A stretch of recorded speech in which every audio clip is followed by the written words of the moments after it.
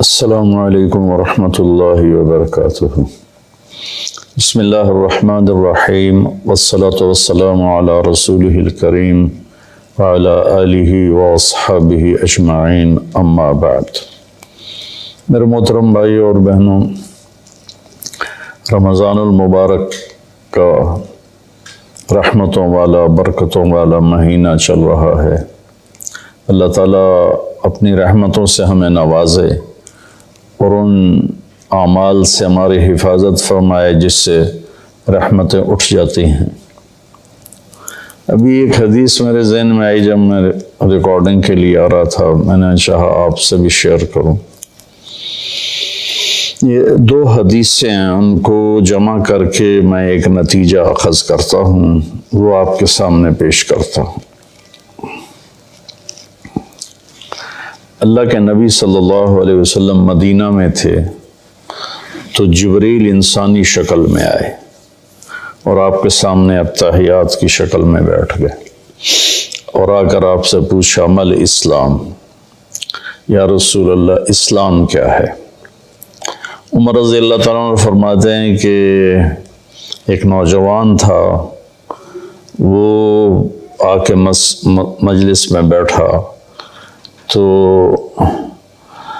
شدید بیاض الثياب وشدید سواد الشعر لا يرى عليه اثر السفر ولا يعرفه منا احد۔ ایک نوجوان آیا، سفید کپڑے، اس سے اندازہ ہوا کہ مسافر نہیں ہے، کیونکہ اس زمانے کا سفر تو کپڑے سارے ہی خراب کر دیتا تھا، اور اگر وہ مسافر نہیں تو لا يعرفه منا احد، ہم میں سے کوئی اس کو پہچانتا بھی نہیں۔ اور آ کر وہ آپ کے سامنے اتحیات کی شکل میں بیٹھا اور اپنے ہاتھ یہاں رکھ لیے، اور اگر آپ سے کہتا مل اسلام، یا رسول اللہ اسلام کیا ہے؟ تو آپ نے فرمایا شہادت لا الہ الا اللہ محمد رسول اللہ و اقام الصلاۃ و ایتاء الزکاۃ و صوم رمضان وحج البیت من استطاع الیہ سبیلا۔ کا اسلام یہ ہے کہ کلمہ شہادت کی گواہی دینا، لا الہ الا اللہ محمد رسول اللہ، میں گواہی دیتا ہوں اللہ کے سوا کوئی عبادت کے قابل نہیں، اور محمد صلی اللہ علیہ وسلم اللہ کے رسول ہیں، اور 5 وقت نماز پڑھنا اور زکوٰۃ ادا کرنا جو مالدار لوگ ہیں، اور رمضان شریف کے روزے رکھنا، اور جس کے پاس ہمت ہو پیسہ ہو تو وہ اس پر حج بھی فرض ہے۔ یہ 5 باتیں آپ نے بتائیں تو وہ کہنے لگا صدقتا، سچ کہا آپ نے۔ تو عمر رضی اللہ عنہ فرماتے ہیں کہ ہمیں بڑی حیرت ہوئی، یسألو یصدقہ، کہ سائل بن کے سوال بھی کرتا ہے اور پھر آگے یہ بھی کہتا ہے آپ نے ٹھیک کہا۔ پھر انہوں نے پوچھا مل ایمان، یا رسول اللہ ایمان کیا ہے؟ تو آپ نے فرمایا ان تؤمن باللہ و ملائکتہ و کتبہ و رسلہ و بالبعث بعد الموت۔ ایمان یہ ہے کہ تو اللہ پر ایمان لائے، اس کے فرشتوں پر، اس کی کتابوں پر، اس کے رسولوں پر، اور موت کے بعد اٹھائے جانے پر، کہ موت کے بعد ایک زندگی ہے جس میں فیصلہ ہوگا اچھے اور برے کا۔ کہنا صدقتا، آپ سچ کہتے ہیں یا رسول اللہ۔ حدیث تو آگے بھی چلتی ہے، تو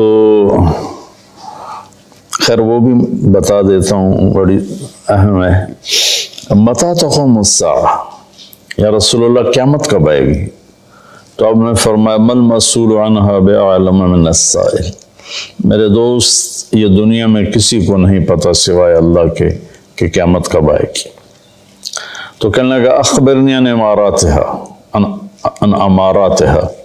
اماراتها، مجھے اس کی نشانیاں بتائیں۔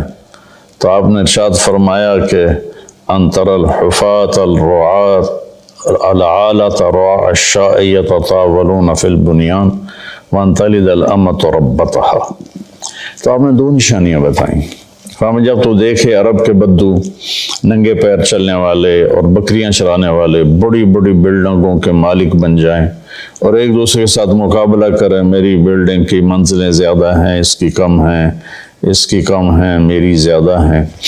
ایک یہ بتائی، اور دوسری یہ بتائی جب تو یہ دیکھے کہ بیٹیاں بھی ماؤں کو ذلیل کرنے لگ جائیں، یہ خاص طور پر بیٹی کا ذکر کیا کہ بیٹے عام طور پر زیادہ سرکش ہوتے ہیں اور بیٹیاں اکثر دھیمے مزاج پر ہوتی ہیں، ماؤں کا ساتھ دیتی ہیں، تو آپ نے فرمایا خاص طور پر جب بیٹیاں بھی ماؤں کو ذلیل کریں۔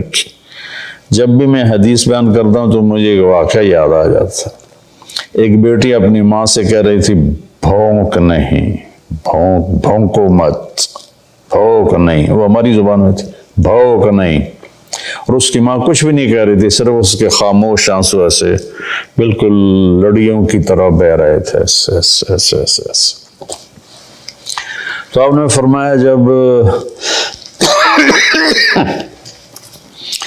جب ماؤں کی بیٹیاں بھی عزت نہیں کریں گی اور ان کو ذلیل کریں گی تو بس پھر سمجھو کہ قیامت قریب ہے۔ اس کے بعد وہ اٹھے اور چلے گئے۔ پھر آپ نے حضرت عمر سے فرمایا بعد میں کہ جانتے ہو یہ کون تھا؟ کہا جی نہیں۔ کہا یہ جبریل تھے جو تمہیں دین سکھانے کے لیے آئے تھے، سوال کی شکل میں۔ تو یہاں اسلام کا جواب آتا ہے 5 ارکان اور ایمان کا جواب آتا ہے 5 عقیدے، اللہ پر، ملائکہ پر، کتابوں پر، رسولوں پر اور موت کے بعد کی زندگی پر۔ یہ 5 یہ اور 5 ہو، یہ ایمان 5 عقیدے اور اسلام 5 اعمال۔ لیکن آخری حج میں جب اسلام مکمل ہو چکا ہے، پورا دین نازل ہو چکا ہے، الیوم اکملت لکم دینکم واتممت علیکم نعمتی ورضیت لکم الاسلام دینا، یہ عرفات میں یہ آیت نازل ہو چکی ہے اور دین کے مکمل ہونے کی خوشخبری دی جا رہی ہے۔ صرف اسی امت کو یہ خوشخبری ملی اور کسی کو نہیں ملی۔ تو وہاں عمر بن عبسہ رضی اللہ تعالیٰ عنہ ایک صحابی ہیں جو حج میں ہی شریک ہوئے۔ پہلے مکہ میں آئے تھے تو آپ نے کہا ہم بہت کمزور ہیں، ابھی چلے جاؤ، جب اللہ ہمیں طاقت دے گا پھر آ جانا۔ تو یہ کلمہ پڑھ کے چلے گئے اور پھر یہ آئے جب آپ حج میں تھے تو انہوں نے حجۃ الوداع میں سوال کیا۔ کس جگہ پر یہ ہو سکتا کہیں لکھا ہو، مجھے یاد نہیں، کہ یا رسول اللہ مل اسلام۔ اب جبریل مل اسلام اور یہ بھی کہہ رہے ہیں مل اسلام۔ جبریل کے جواب میں 5 اعمال، کلمہ، نماز، روزہ، حج، زکوٰۃ۔ یہاں کیا ہو رہا ہے؟ مل اسلام، یا رسول اسلام، کہ اب اسلام مکمل ہو چکا ہے۔ جبریل، حدیث جبریل میں پہلی بنیاد کو بتایا ہے کہ یہ 5 اعمال بنیاد اسلام ہیں، یہ نہ ہو تو اسلامی نہیں ہے۔ اب یہاں اس کی آخری چھت کو بتایا جا رہا ہے کہ چھت جو مکمل ہوتی ہے تو گھر کہلاتا ہے، چھت نہ ڈالی گئی ہو تو گھر نہیں ہوتا، رہنے کے قابل نہیں ہوتا، نہ خود رہ سکتا ہے مالک، نہ کسی کو بلا سکتا۔ جب وہ چھت ڈال لیتا ہے تو خود بھی رہتا ہے، مہمانوں کو بھی بلاتا ہے۔ تو اب یہ جو حدیث پاک ہے نا، یہ اسلام کی آخری چوٹی کو بتا رہی ہے۔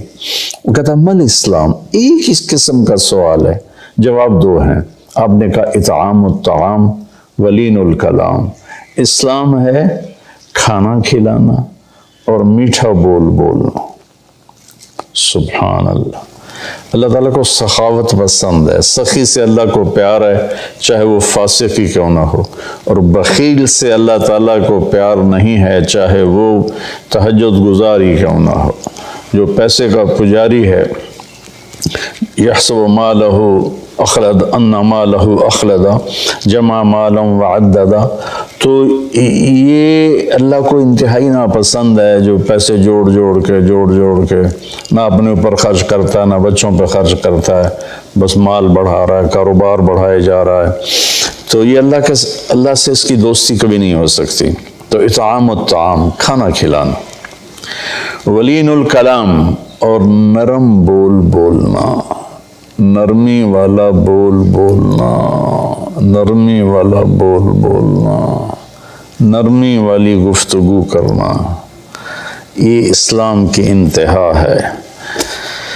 تو کھانا تو بہت لوگ کھلاتے ہیں، لیکن زبان کا بول نرم ہو، میٹھا ہو، یہ امت سے نکل گیا ہے، کم از کم بر صغیر سے تو نکل گیا ہے۔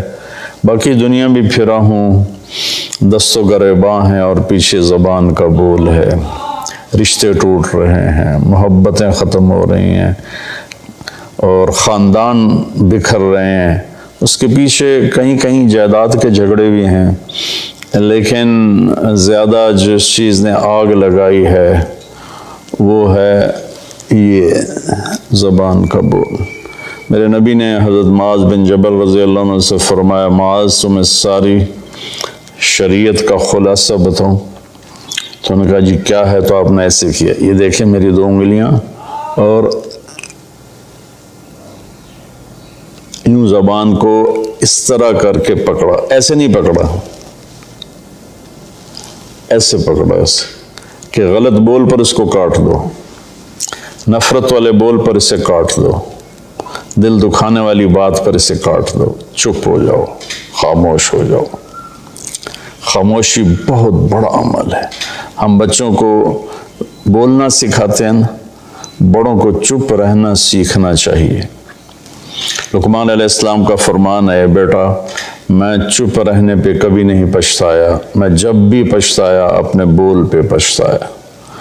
تو بھائیو، اللہ تعالیٰ ہی کرے گا میری آواز کتنے لوگ سن لیں گے، 1 لاکھ 2 لاکھ، تو 22 کروڑ عوام کا مسئلہ ہے۔ اور اچھا کبھی کبھی تو مایوسی میں ڈوب جاتے ہیں کہ پتہ نہیں ہدایت کو پھیلتا دیکھنا نصیب میں ہے یا نہیں ہے۔ پوری شیطانی طاقتیں متحرک ہیں۔ تو پھر وہ پوچھتا ہے مل ایمان، ایمان کیا ہے؟ اب جبریل نے بھی پوچھا تھا مل ایمان، تو اپنے 5 عقیدے بتائے، اللہ پر، کتابوں پر، ملائکہ پر، رسولوں پر، آخرت پر۔ اب یہاں آپ نے عقائد نہیں بتائے، وہ ابتدائی بات تھی، یہ انتہائی بات ہے۔ میں کہا مل ایمان یا رسول اللہ، ایمان کیا ہے؟ تو آپ نے فرمایا الصبر والسماحہ، ایمان ہے صبر کرنا اور معاف کرنا۔ یہ دونوں چیزیں بھی ختم ہو چکی ہیں۔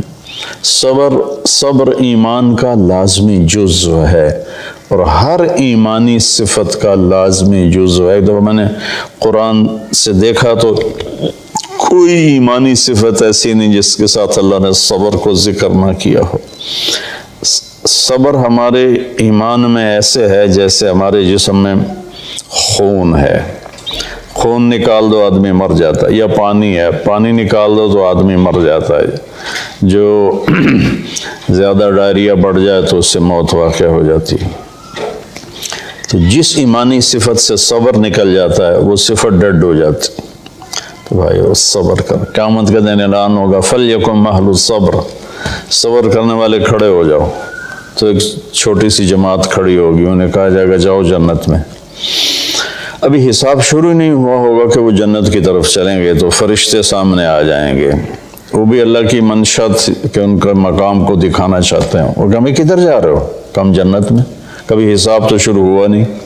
وہ کہیں گے ہمارا حساب ہے ہی نہیں۔ فرشتے پوچھیں گے تو تم کون لوگ ہو؟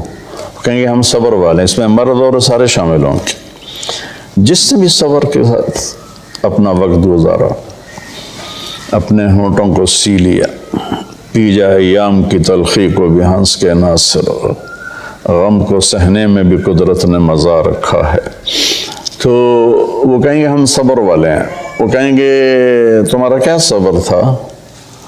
تو کہنے لگے ہم اللہ کے فرمان پر جمے اور صبر کے ساتھ جمے، اپنے نفس کو بے قابو نہیں ہونے دیا، ہم اللہ کی نافرمانی سے بچے اور صبر کے ساتھ ڈٹے رہے، اپنے نفس کو بے لگام نہیں ہونے دیا۔ وَصَبَّرْنَا عَلَى الْبَلَاءِ، اور اللہ کی طرف سے کوئی آزمائش آئی تو ہم نے اس پہ شکر ہی کیا، صبر ہی کیا۔ وہ کہیں گے انطلقوا فَنِعْمَ أَجْرُ الْعَامِلِينَ، آپ چلیے تشریف لے چلیے، آپ VIP لوگ ہیں، آپ کا کوئی حساب نہیں ہے۔ تو اب وہ پوچھ رہا ہے اسی سوال کو، مل ایمان، ایمان کیا ہے؟ تو آپ فرما رہے ہیں صبر کرنا اور معاف کرنا۔ معاف کرنا بھی ہمارے معاشرے میں کوئی نہیں، ہمارے ماحول میں کوئی نہیں، دشمنیاں چلی آ رہی ہیں، خاندان مٹ گئے، دونوں طرف فریقین قتل ہو، نسلیں مٹ گئیں، لیکن جھکنے کے لیے کوئی بھی تیار نہ ہوا۔ میرے نبی نے مکہ میں فاتحانہ داخلہ کیا، 10,000 کے لشکر کے ساتھ مکہ میں داخل ہوئے۔ آج موقع تھا کہ سب کے لیے پھانسیاں تیار ہوتی، ایک ایک کر کے سب کو پھانسیوں پہ لٹکایا جاتا، اور آپ نے بیت اللہ کے دروازے کی چوکھٹ کو پکڑ کے یوں کھڑے ہو کر فرما انا صانع بکم، آج تم میرے تابع ہو، میں تمہارے ساتھ کیا سلوک کروں گا۔ تو سہیل بن عامر رضی اللہ تعالیٰ عنہ ابھی ایمان نہیں لائے تھے، اس موقع پہ ایمان لائے، کہنے لگے کریم ابن کریم، آپ بڑے کریم ہستی ہیں، کریم کی اولاد ہیں، یعنی آپ بڑے عالی اخلاق والے ہیں، عالی اخلاق والے کی اولاد ہیں، ہمیں خیر کی ہی توقع ہے۔ تو آپ نے فرمایا انتم الطلقاء اذهبوا انتم الطلقاء لا تثریب علیکم اليوم۔ میں وہ کہتا ہوں جو میرے بھائی یوسف نے اپنے بھائیوں سے کہا تھا، یوسف علیہ السلام نے، کہ جاؤ تم آزاد ہو، تم پر کسی قسم کا کوئی ایلیگیشن نہیں ہے۔ سبحان اللہ۔ 21 سال جنہوں نے آخر حد تک آپ کے دکھ پہنچانے کے سارے جتن کر لیے، وہ ان کو کہہ رہے ہیں لا تثریب علیکم اليوم، تمہارے ذمے تو کوئی جرم ہی نہیں بنتا، تمہیں سزا کیا دوں، جاؤ تمہیں معاف کی۔ عثمان بن طلحہ رضی اللہ تعالیٰ عنہ کے پاس بیت اللہ کی چابی تھی، خاندانی طور پر آج بھی اسی خاندان میں چلی آ رہی ہے۔ تو جب آپ مکے میں تھے تو آپ نے ایک دن عثمان بن طلحہ سے کہا میرے بھائی یہ ذرا بیت اللہ کا دروازہ تو کھول دے، میں اندر جانا چاہتا ہوں۔ اس نے اتنی بری طرح آپ کو ڈانٹا اور اتنی بری طرح آپ سے پیش آیا، لیکن آپ کے ماتھے پر ذرا بل نہیں پڑا۔ آپ نے کہا اچھا چلو، وہ کیا دن ہوگا جس دن یہ چابی میرے ہاتھ میں ہوگی، میں جسے چاہوں گا دوں گا۔ وہ کہنے لگا وہ دن قریش کبھی نہیں دیکھیں گے۔ جب مکہ فتح ہوا تو آپ نے عثمان بن طلحہ کہنے لگے آج میں تو قتل کر دیا جاؤں گا، تو وہ چھپ گئے۔ تو آپ نے حضرت علی رضی اللہ تعالیٰ عنہ علیہ السلام کو فرمایا کہ جاؤ اور عثمان کو پکڑ کے لاؤ۔ تو ان کو ڈھونڈتے ایک جگہ مکہ چھوٹا سا تھا، ایک جگہ چھپے ہوئے تھے، وہاں سے ان کو پکڑا، ان کے ہاتھ مروڑ کے چابی ان سے چھینی، اور چابی اور ان لے کر حاضر ہو گئے اور چابی آپ کو پیش کی۔ تو حضرت عباس رضی اللہ عنہ چچا پاس کھڑے تھے، کہنے لگے یا رسول اللہ اب چابی ہمارے خاندان میں کر لیں، ہم حاجیوں کو پانی پلانے کا کام بھی کرتے ہیں، بنو ہاشم کا خاندانی یہ ان کی ذمہ داری تھی حاجیوں کو پانی پلانا، زمزم سے پانی کھینچ کر۔ تو انہوں نے عرض کی یا رسول اللہ یہ بھی ہمیں دے دیں، چابی بھی ہمیں دے دیں تاکہ یہ دو قسم کی نعمتیں ہمیں حاصل ہو جائیں، بیت اللہ کی برکتیں۔ آپ نے حضرت عباس کو کوئی جواب نہیں دیا، آپ نے چابی ایسے پکڑ کا عثمان یوں کھڑے ہوئے تھے، ایسے ان کا سر اوپر نہیں اٹھ رہا تھا، کہا عثمان، تو نے شرمندگی کی سا یوں سر اٹھایا، کہا یہ کیا ہے؟ وہ خاموش رہے، کہا دیکھئے وہ چابی ہے جو میں نے کہا تھا، وہ کیا دن ہوگا جب یہ میرے ہاتھ میں ہوگی، اور یہ لو میں تیرے ہاتھ میں پکڑا رہا ہوں، قیامت تک یہ چابی تیری نسل میں رہے گی، کبھی تجھ سے کوئی لے نہیں سکے گا۔ سبحان اللہ۔ اب اس کا سلوک دیکھیں اور اللہ کے محبوب کا سلوک دیکھیں، کتنا تضاد ہے، کتنا فرق ہے۔ تو عثمان رضی اللہ عنہ کی اولاد نہیں تھی، تو چابی ان کے بھائی شیبہ بن طلحہ کی طرف منتقل ہوئی، اور وہ چابی آج تک چلی آ رہی ہے شیبہ بن طلحہ رضی اللہ عنہ کی نسل میں۔ کچھ سال پہلے اس کے متولی تشریف لائے تھے، ایک نکاح میں نے پڑھایا تھا تو اس میں وہ شریک تھے، تو میں نے آدھا بیان عربی میں کیا، آدھا اردو میں کیا، اسی کا ترجمہ اردو میں یا اردو والے کا ترجمہ عربی میں کر کے بہت خوش ہوئے تھے، وہ بہت دعا دی تھی انہوں نے۔ تو آپ نے وہ چابی ان کے حوالے کی۔ تو ہمارے ماحول میں معاف کرنا بھی نہیں رہا، تو ایمان کی اسلام کی صفات، کھانا کھلانا، میٹھا بولنا، اس کو بھی ترس گئے ہیں، اور ایمان کی صفات صبر کرنا اور معاف کرنا، اس کو بھی ہم ترس کے رہ گئے ہیں۔ اس کے بعد اس نے پوچھا ای الاسلام افضل، سب سے اعلیٰ درجے کا اسلام کیا ہے؟ آپ نے جواب دیا تھا کہ ای الایمان افضل، اس کا بھی آپ نے جواب دیا کہ انہوں نے پہلے پوچھا اسلام کیا ہے، پھر پوچھا ایمان کیا ہے، پھر پوچھا سب سے بہترین اسلام کیا ہے، تو آپ نے فرمایا من سلم المسلمون من لسانہ و یدہ، جو کسی مسلمان کو ہاتھ اور زبان سے تکلیف نہ پہنچائے، یہ سب سے بڑے ایمان والا ہے، سب سے بڑے اسلام والا ہے۔ پھر اس نے پوچھا سب سے بڑا ایمان کیا ہے، تو آپ نے کہا اچھے اخلاق، حسن الاخلاق۔ ان دو پر انشاءاللہ کل گفتگو کریں گے۔ آج میں نے پہلی دو صفتیں اسلام ایمان، اب آگے آئے گا اسلام کا سب سے اعلیٰ درجہ کیا ہے اور ایمان کا سب سے اعلیٰ درجہ کیا ہے۔ السلام علیکم۔ اللہ نے زکوٰۃ فرض کی ہے تو زکوٰۃ نکالو۔ اب تو اتنے حالات ہیں کہ متوسط طبقہ بھی زکوٰۃ کا مستحق ہے، اپنے زکوٰۃ سے بڑھ کے نکالو، چونکہ زکوٰۃ دینے والا بخیلوں سے تو نکل جاتا ہے، لیکن سخیوں میں داخلہ اس سے اوپر کرے گا تو ہوتا ہے۔ 2,500 دے دیا نا 1,00,000 میں سے، تو اب آپ پہ بخیل کا لیبل نہیں لگے گا، لیکن سخی کا بھی نہیں لگے گا۔ اوپر 54 خرچ کر دو تو ایک سٹیپ آپ آ جائیں گے۔ سخی بن کے زندگی گزارو، لوگوں پہ خرچ کرنے کا مزہ بہت ہے، جوڑنے کے مزے سے زیادہ لگانے کا مزہ ہے۔ تو رمضان آ رہا ہے، خرچ کریں، زکوٰۃ سے بڑھ کر دیں، انتہائی ضرورت مند ہیں ہمارے لوگ۔ ابھی تو وہ جو سیلاب سے جو گھر گرے تھے ابھی تو وہی نہیں بنے، کتنے ہزاروں لوگ بے گھر بیٹھے ہوئے ہیں۔